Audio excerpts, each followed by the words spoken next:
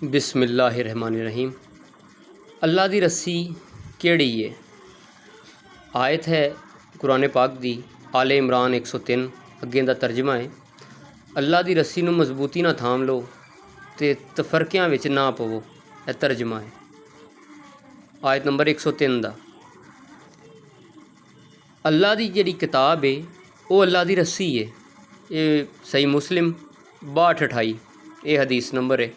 उहदे लिया अगू है अली कुरान दे नाल है, कुरान अली दे नाल है रवेगा।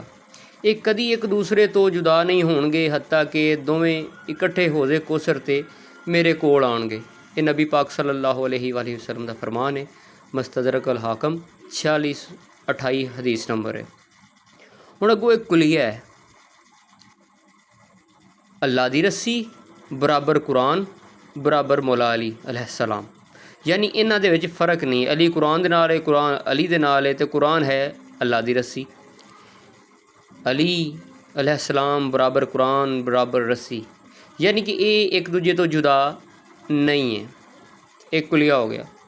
यानी अल्लाह दी रस्सी कुरान ते मौला अली अलैहिस्सलाम एक ही ने।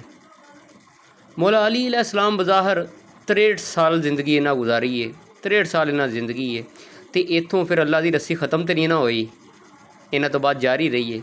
इन्हां तो बाद अल्लाह दी रस्सी इमाम हुसैन अलैहिस्सलाम ने, इन्हां तो बाद यानी कि इमाम हसन अलैहिस्सलाम ने, इन्हां तो बाद इमाम हुसैन अलैहिस्सलाम ने, इन्हां तो बाद मौला ज़ैनुल आबिदीन अलैहिस्सलाम अल्लाह दी रस्सी ने, तो इन्हां तो बाद इमाम मुहम्मद बाकर अलैहिस्सलाम, ते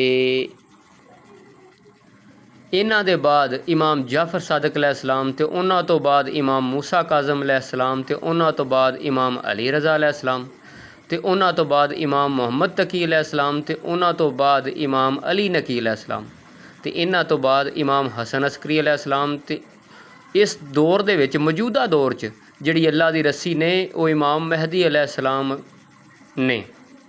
ए अल्लाह दी रस्सी ने, इहो ही अल्लाह दी रस्सी ने जो हाले तक मौजूद ते कायम है।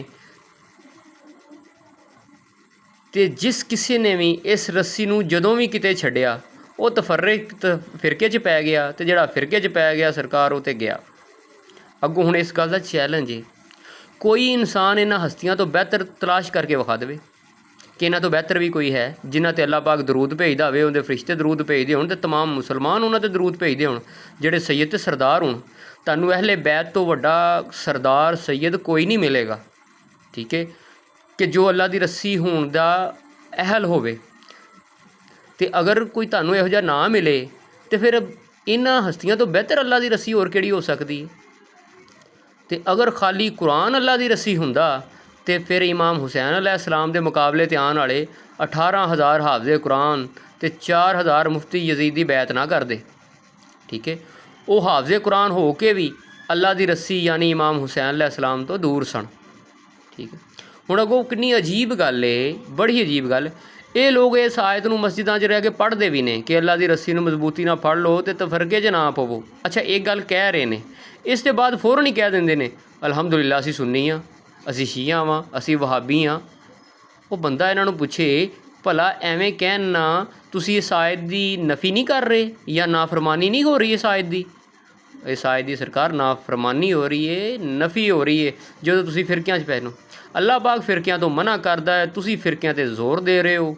यानी कुलिया ये निकलिया कुरान दा दीन हो रहे ते मौलवियां दा दीन हो रहे।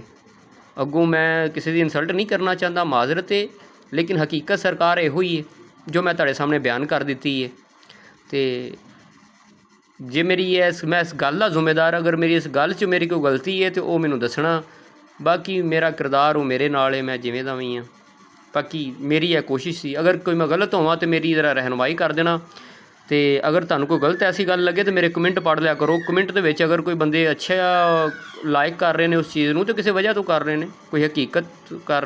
अज कोई जंगल च थोड़ा रोग रह रहे हैं लोग, नैट का दौर है तो तहकीक कर लेंदे ने।